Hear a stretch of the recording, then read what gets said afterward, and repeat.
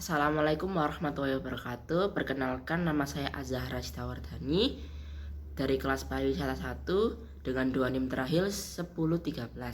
Di sini saya akan membuat video penjelasan tentang mata kuliah pariwisata Minat Khusus, mencakup cakupan, tujuan, capaian, dan apa saja yang diajarkan dalam mata kuliah ini. Untuk pengenalan mata kuliah pariwisata minat khusus, apa sih pariwisata minat khusus itu? Pariwisata minat khusus ialah merupakan mata kuliah yang dirancang untuk memperkenalkan mahasiswa ke berbagai bentuk pariwisata yang menargetkan segmen wisatawan dengan cakupan minat khusus. Lalu untuk cakupan mata kuliah ini sendiri, cakupan ini meliputi pengenalan berbagai jenis pariwisata minat khusus seperti pariwisata petualangan, pariwisata kuliner, pariwisata medis, dan pariwisata ekoturism. Lalu untuk tujuan mata kuliah ini ialah mata kuliah ini untuk mempersiapkan mahasiswa untuk menciptakan dan mengelola pengalaman wisatawan yang memenuhi minat dan kebutuhan khusus wisatawan.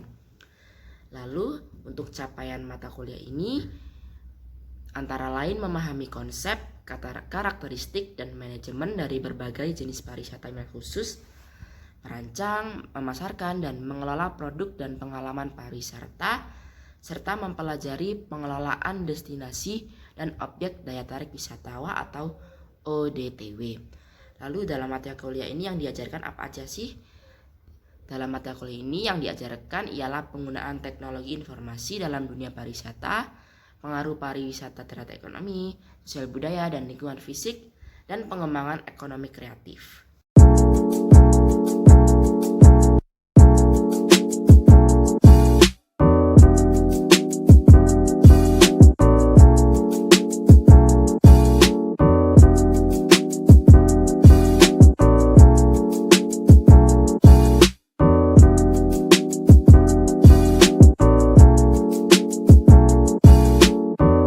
Video kali ini saya akan membahas tentang hasil wawancara saya mengenai motivasi wisatawan mengunjungi sebuah daerah tujuan wisata. Dan untuk destinasi wisatanya saya memilih Lontar Sewu yang terletak di Gresik. Berikut hasil wawancara yang setelah saya lakukan di Edu Wisata Lontar Sewu. Yang pertama ada Bu Ina yang berusia 30 tahun, memiliki motivasi mengunjungi Edu Wisata Lontar Sewu untuk mempelajari tentang perkebunan lontar dan penggunaan gula merah yang menjadi komoditas pokok di desa Hendrosari. Yang kedua ada Ibu Retno yang berusia 43 tahun, memiliki motivasi mengunjungi Edu Wisata Lontar Sewu karena menyukai pemandangan alam yang menawan seperti sawah yang hijau dan perpohonan lontar.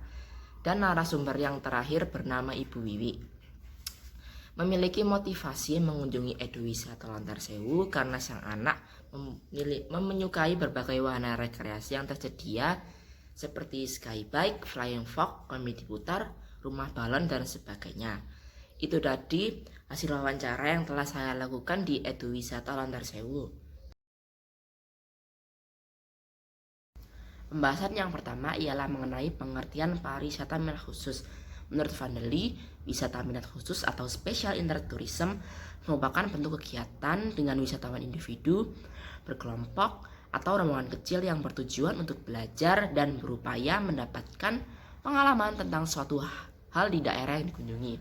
Lalu pendapat lain mengatakan bahwa pariwisata minat khusus merupakan kegiatan yang tidak biasa yang dilakukan oleh wisatawan pada umumnya, atau ketertarikan khusus untuk melakukannya, dan setiap orang mempunyai keahlian masing-masing. Jadi, kesimpulan dari pengertian pariwisata minat khusus ialah pariwisata minat khusus merupakan jenis pariwisata yang dilakukan karena motivasi tersendiri terhadap suatu tempat atau objek wisata. Lalu pembacaan selanjutnya ialah mengenai konsep pariwisata minat khusus. Konsep pariwisata minat khusus berasal dari motivasi wisatawan untuk mencari sesuatu yang baru, otentik, dan mempunyai pengalaman perjalanan wisata yang berkualitas. Pariwisata minat khusus ini dilakukan karena minat tersendiri terhadap suatu tempat atau objek wisata.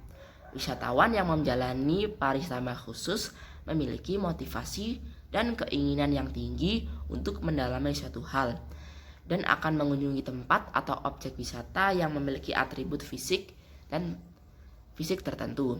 Lalu yang terakhir yaitu mengenai kriteria pariwisata wilayah khusus. Yang pertama ada learning, pariwisata yang mendasar pada unsur belajar. Yang kedua ada rewarding, yaitu pariwisata yang memasukkan unsur pemberian penghargaan. Yang ketiga terdapat enriching, pariwisata yang memasukkan peluang terjadinya pengkayaan pengetahuan antara wisatawan dengan masyarakat. Lalu yang terakhir adalah adventuring, pariwisata yang dirancang dan dikemas sehingga terbentuk wisata petualangan.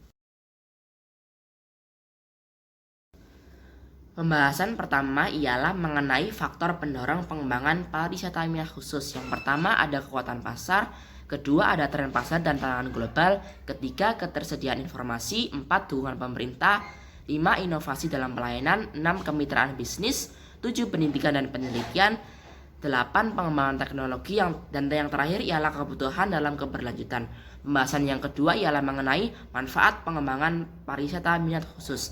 Yang pertama ada pendapatan ekonomi, kedua diverifikasi ekonomi, ketiga peluang karir, 4 pengembangan infrastruktur, 5 promosi warisan budaya, 6 peningkatan kesadaran, 7 pengembangan komunitas, 8 investasi dan kemitraan, 9 pembangunan keberlanjutan, dan yang terakhir ada pelestarian wisata budaya. Berikut langkah-langkah pengembangan dan menjaga keberlangsungan pariwisata minat khusus antara lain. Yang pertama ada mengidentifikasi potensi. Identifikasi potensi yang dimiliki oleh objek wisata minat khusus. Yang kedua ada analisis SWOT. Melakukan analisis SWOT untuk mengetahui kelemahan, kekurangan, dan kendala yang perlu diatasi. Yang ketiga ada peningkatan kualitas produk.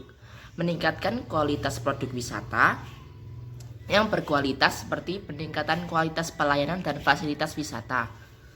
Yang keempat ada peningkatan promosi. Mempromosikan objek wisata minat khusus melalui media sosial, event-event pariwisata, dan pemasaran yang efektif.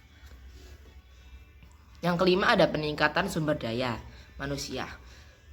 Memanfaatkan sumber daya manusia yang berkualitas untuk menghasilkan pelayanan yang profesional. Yang keenam ada peningkatan kerjasama. Memperluas kerjasama lintas sektoral seperti dengan pemerintah daerah, penduduk, dan pengelola objek wisata. Lalu yang terakhir ada peningkatan kualitas informasi. Meningkatkan mutu pelayanan informasi kepariwisataan seperti dengan pengembangan sistem informasi pariwisata melalui penyediaan pusat data yang handal.